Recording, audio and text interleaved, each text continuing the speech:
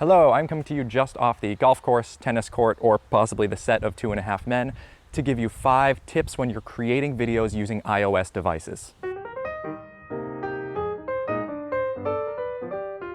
To put my money where my mouth is, I'm actually shooting this video on my iPhone 8 Plus. On top of that, I'm just letting it autofocus, auto-expose. I'm not taking control over the settings in any way. One of the biggest things that lowered frustration on my end, as well as sped up my workflow, was to utilize cloud storage. Back when I was using a PC, what I would do was have one Google Drive folder that automatically updated on my computer. Then all I had to do was upload something into that folder from my phone, and as soon as it was done uploading, it would start downloading onto my PC.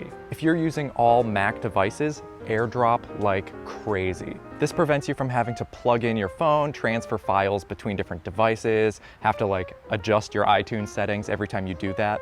We often update our devices as soon as a new one comes out, and a really big thing you can do to give yourself more devices to work with, don't throw away the old one. You could use it as a second camera, you could even use it as an external recorder. That's what I'm doing right now. I'm filming this on an iPhone 8 Plus, but I'm recording the audio into this old iPhone 6 that the home button doesn't even work on, but I managed to set it up so I could use it as an external audio recorder. With the home button not working, I had to upgrade anyway, so you might as well make the use of the old one while you can. If you have an iPad or even a big iPhone, you can record the screen and then use that as your whiteboard while you're making videos. You can either record your voice directly into it or sync it up afterwards. Right now, I'm using Keynote, which is free with Apple devices, and as you can see, I get a little laser pointer and can also write stuff. Nice. Once again, just to make sure the microphone's recording on that, go to your control center, hold down the screen record button, and look for the microphone on or microphone off button.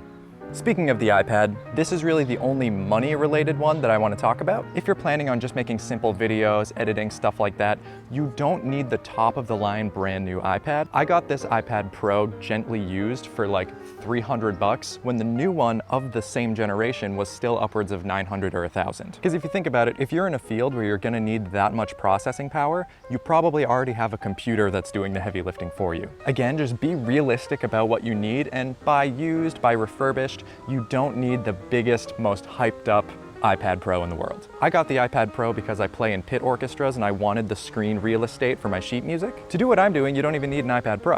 Again, there are ways to get these devices while still saving money in the process. As I mentioned, I'm shooting this on an iPhone 8 Plus, which I actually just remembered can shoot in 4K. I had it set to 1080p for so long that I literally just forgot it could shoot in 4K. However, every iPhone that's coming out now can shoot in 4K, which means if you edit in 1080p, you get a lot of flexibility in terms of angles, in terms of covering up jump cuts by zooming in a little bit. If you need to highlight something on screen, you can do that without really losing a lot of resolution. If you're using iMovie or something and don't know if you're working in 4K, just make sure you are exporting as 1080p at the end, and that should work. That is all 5. I hope you found some of these helpful. If you have any questions, again, comment them down below and we'll get the conversation started in the community. Thank you for sticking around, and I will see you next time.